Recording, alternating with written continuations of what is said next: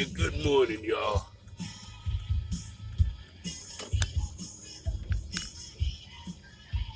I needed something to wake me up because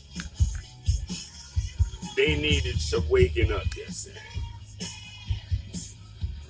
Alright, a lot to go over, a little bit of time. I expected the loss, to be perfectly honest. I just know that the Suns have a lot of firepower and all that. Now, and that number two seed and all that in the West, I wasn't really concerned with that aspect of it. But let's just get to it. I think the notion of a 10-game winning streak was just a lot. I think the gravity of the win streak, whether they tell it or not, I think the gravity of the win streak was a lot. And I could tell in the fourth quarter that while they were playing a little bit of like hero ball, which I'm not used to them doing, that they were pressing.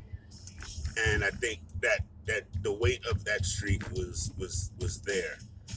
Uh, and now that that's gone, they could just come out and whoop the Bulls nice and good, with nothing, no gravity, no weighted situations, just freedom to play ball, and that's what they need.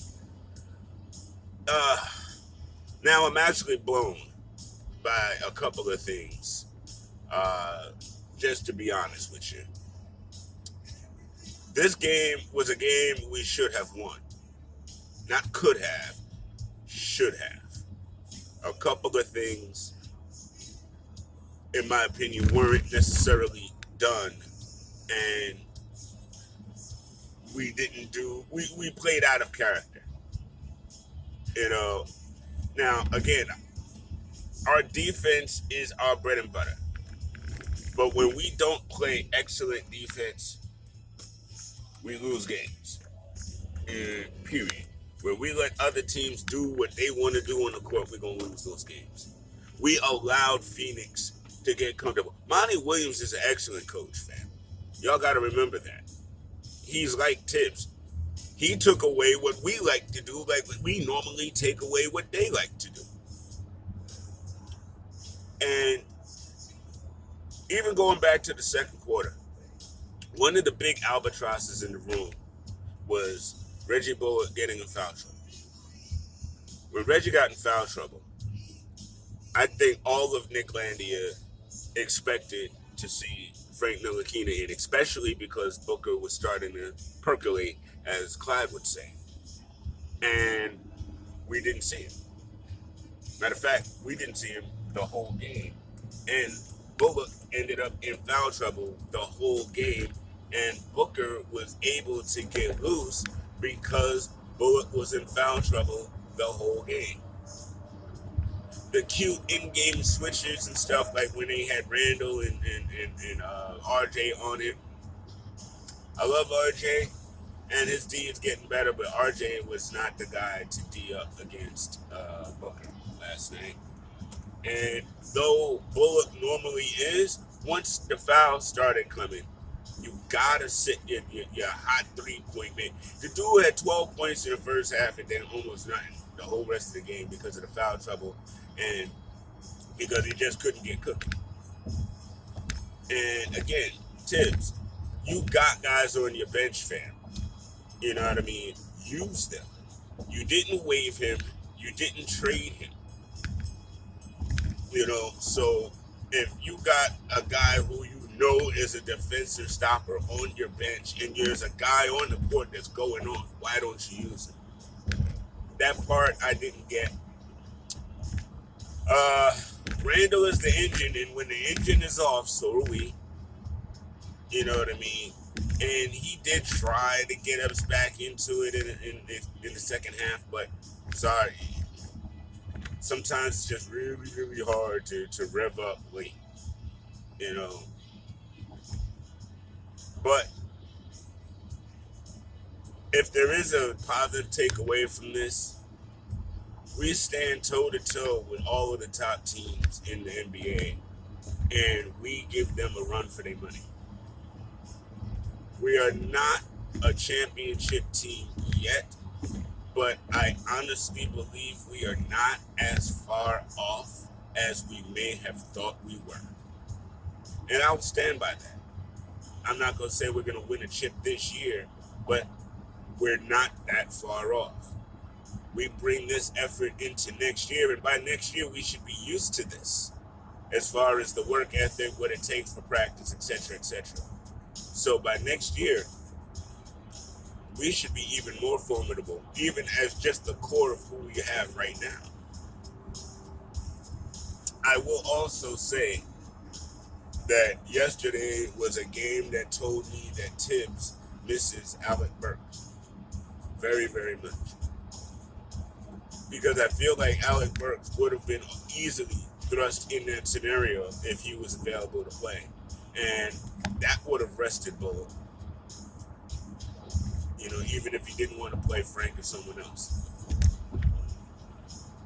But he's got to, and I hate to say the word trust his players because I know he trusts his players, but I think he's got to extend that trust out a little bit more to some of the guys on the further end of his bench when his main trusted guys end up in situations like last night.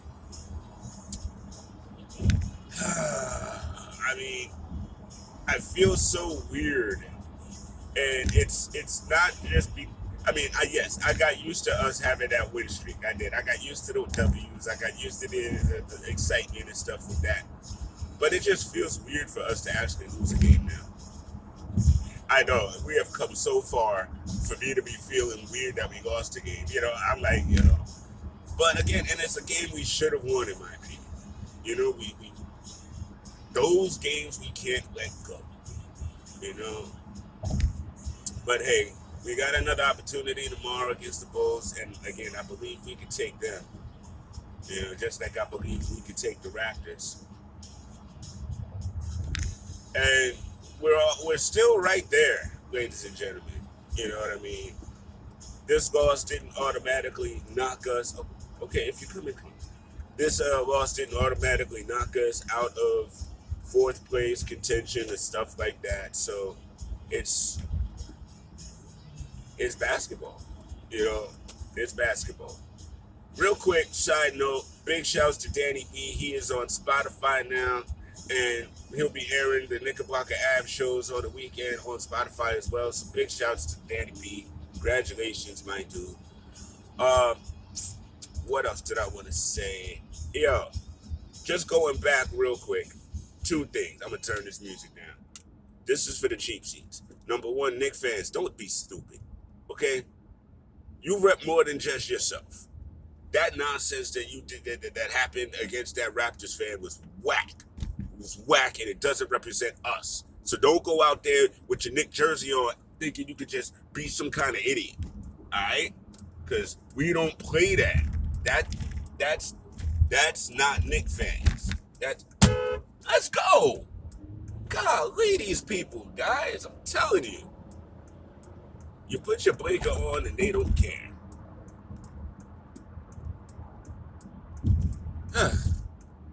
Jersey Mondays, boy. So, all right.